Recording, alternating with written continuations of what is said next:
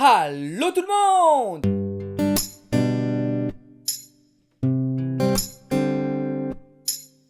Lorsque j'avais 12 ans, mon jeu vidéo préféré était Quest 64. Un jeu où on incarne un jeune magicien qui manipulait ou qui jetait des sorts à partir des 4 éléments classiques grecs. Le feu, l'eau, la terre et le vent.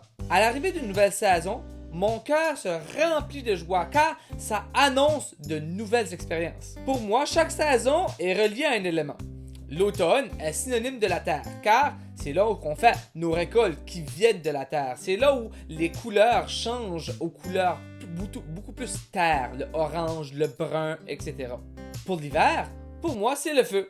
Le feu? Ouais, mais c'est-tu pas chaud ça, le feu? Oui, je le sais.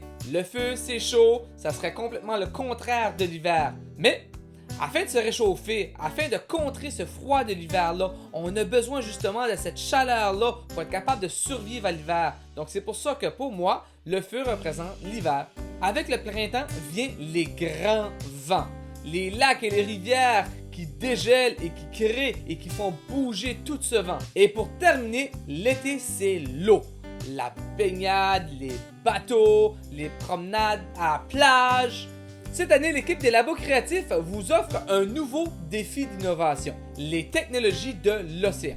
Je vous lance donc un défi d'écrire une composition en s'inspirant de l'eau ou en l'utilisant celle-ci. Cela dit, l'eau est un sujet qui est très utilisé dans la musique. On peut penser aussi aux les Beach Boys avec leur Surfing Safari ou la pièce La mer qu'on voit danser de Charles Trenet et qui joue à des maintes reprises dans un de mes films préférés, Mr. Bean en vacances. Le sujet de l'eau a aussi été beaucoup utilisé en musique classique. On peut penser au le Danube bleu. Pour ceux qui ne connaissent pas, le Danube, c'est en fait la deuxième plus grande rivière en Europe. L'Aquarium dans le Carnaval des animaux de Camille Saint-Saëns. Ou même Water Music de Georges-Frédéric Handel. Afin de vous aider un peu à composer, allons écouter et analyser certains extraits de la pièce La mer de Claude Debussy par exemple. Monsieur Debussy a tenté d'imager ou d'imiter le son de la mer en utilisant différents instruments et différentes notes de musique. Sa pièce est divisée en 3 parties. Pour commencer, l'aube à midi sur la mer.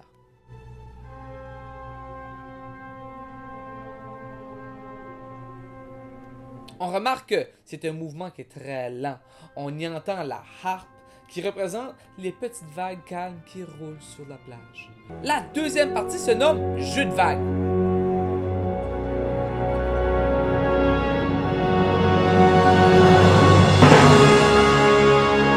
On y entend des grands crescendo et des coups de cymbales qui donnent vraiment l'impression qu'on entend des vagues qui avancent et qui fracassent les rochers. Faute de temps, on va passer par-dessus la 3e partie, on va l'écouter une autre œuvre, celle de John Cage, Water Walk, dans laquelle il utilise, lui, des vrais sons d'eau.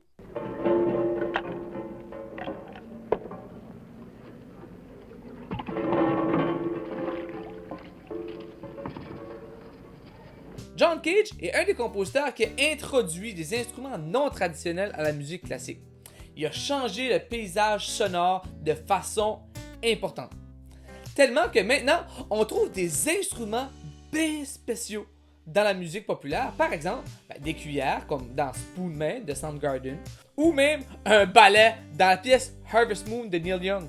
Avec ces différents exemples, je vous donne des pistes pour votre création. 1. S'inspirer de l'eau pour écrire des paroles, comme les Beach Boys l'ont fait ou Charles Trenet. 2. Vous pouvez aussi vous inspirer de l'eau pour recréer les émotions que l'eau vous donne, comme M. Strauss dans Le Danube bleu ou Georges-Frédéric Handel. 3. Imiter les sons de l'eau avec des instruments traditionnels, comme qu'est-ce que M. Debussy a fait. On n'entend pas vraiment des vraies vagues, sauf que avec l'orchestration qu'il a choisie, on peut s'imaginer qu'on entend vraiment les coups de cymbales, ça sonne vraiment comme des vraies vagues qui viennent frapper sur les rochers. 4. Faire comme John Cage, utiliser des vrais sons d'eau ou des sons qui viennent ou qui sont produits par l'eau ou qui viendraient de l'eau ou même des chants ou des cris d'animaux vivants dans l'eau. Ou 5. Utilisez un instrument qui est fait avec de l'eau ou qui a besoin d'eau, comme par exemple le thème de Harry Potter sur un verrion. Savez-vous c'est quoi un verrion? Je vous laisse donc ici avec une petite composition que j'ai faite justement pour ce défi. Alors bonne écoute et bonne création!